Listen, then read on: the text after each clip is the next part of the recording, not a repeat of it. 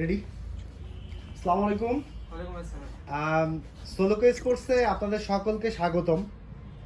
তো আমি প্রথমেই পরিচয়টা জানবো। হ্যাঁ, আমি মোহাম্মদ নাফিদুজ্জামান জিদান। আমি রাজশাহীতে থাকি। রাজশাহী ক্লেমন ক্রিকেট একাডেমিতে প্র্যাকটিস করি তুষার স্যারের আন্ডারে। আমাদের হেড কোচ হচ্ছে আরবিন চৌধুরী, তার আন্ডারে আমি প্র্যাকটিস করি। এখন সোলোকো স্পোর্টস সম্পর্কে তুমি সর্বপ্রথম কোথায় কার কাছ থেকে জানছো সেটা যদি আমাদেরকে শেয়ার সম্বন্ধে করো। আমি আসলে আমার ফ্রেন্ডদের কাছ থেকে জেনেছি।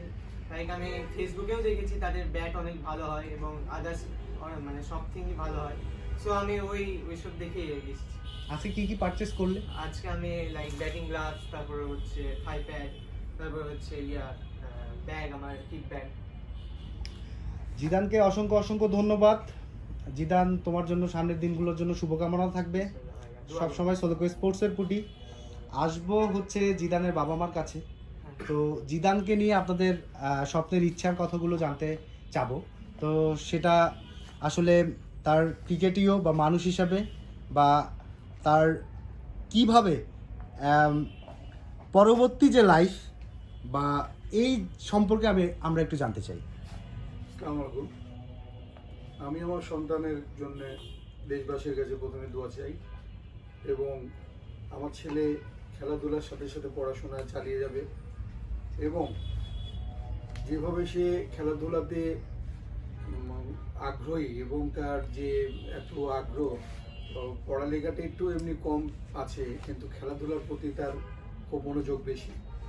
সকলেই দোয়া করেন।